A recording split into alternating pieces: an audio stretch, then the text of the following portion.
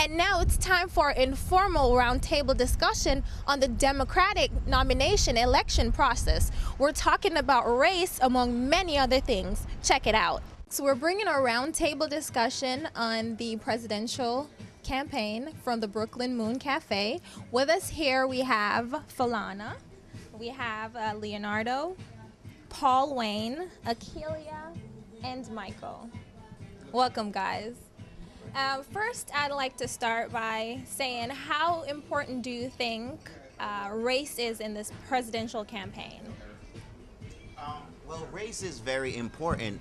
Like, I think to black people, race wasn't important, but to white people, race is important, especially when they figured at first, like, Obama was just projected to, like, drop out of the race real quick. He was, like, this charismatic senator that was just gonna, be good for the race. But then when he ascended to be the top nominee, like, that's when they started reverting the race. For African people on the ground, we didn't believe in Obama because he was black. We thought, here's this other black person going up, to run for president just as Jesse Jackson did. He's not going to make it very far.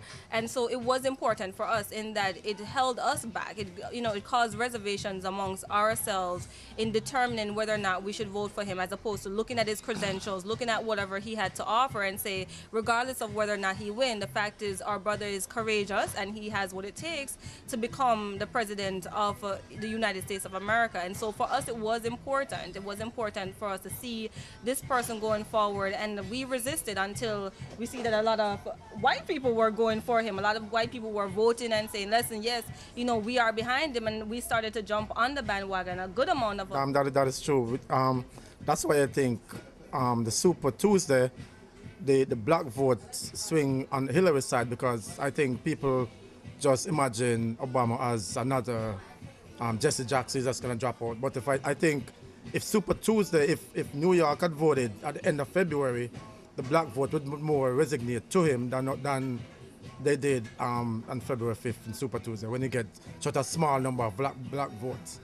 So, the momentum came after Super Tuesday, and a lot of black people jumped on the bandwagon then, because they realized it was not just another black candidate, but a phenomenon, if you will. I think it's funny the way when all this just started, Barack Obama would always try to deflect any race-related issues without, pointing attention and try to tamper down a lot of race-related issues without addressing the race in the issues. And it came back full circle. Now it's a all-out,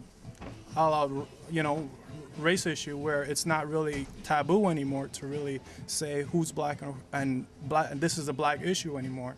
This is a black issue. We need to look at it because of the Reverend Wright issue that came up. The comments by the Reverend Wright, that's what really set the dialogue. That's what really started it. This has actually started a national dialogue, and people all over the world are seeing it. So I'm, in a sense, I'm happy that people are actually discussing this whole issue of Obama and sort of also not just gauging people, black people, but also what also our white people think about Obama as well. Speaking about, based on what Akelia just said, do you think had he come out right off the bat saying, yes, I am black, and, speaking in that way, do you think he would have been taken seriously then? Or do you think it would have been a little bit too in your face and seem as though, okay, well, he's another,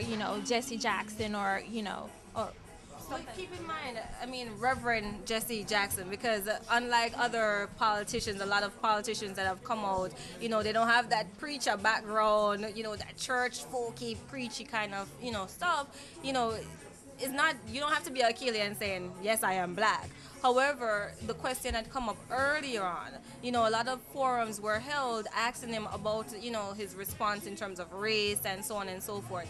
He shouldn't give that speech because at that early stage in the game, that would put him at a disadvantage. However, he didn't address it in a way that, help people to understand that, because here he's saying, listen, now we begin a dialogue and hopefully this will bring a healing process. That's going to be the other challenge.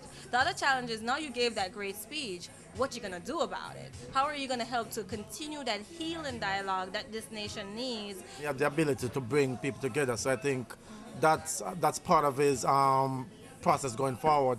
It continued to bring people together. The graveyard of black politicians that tried to be a presidential campaign was probably littered with just a few, Reverend Jesse Jackson and a couple of others, with people who have brandished their blackness or whatever on their shoulders, and that can be a negative. So I think he was very concerned with polarizing black Americans, with saying, here you go, this is your candidate, and that's all you would have gotten, just a bunch of urban people, black people voting for you, instead of getting the masses and get their attention to the general cause of what is supposed to propel you to being the presidential candidate. Back in 2004 at the Democratic convention, he touched on it. He said, this is, it's not a white America or black America or whatever. He said, this is the United States of America, and he wants to bring everyone together. Like you said, it's a healing process, and it is, and it's a great time now that he's speaking on it, because guess what? This is not going to go away. People can ignore the issue or leave it for another day, but guess what? It's going to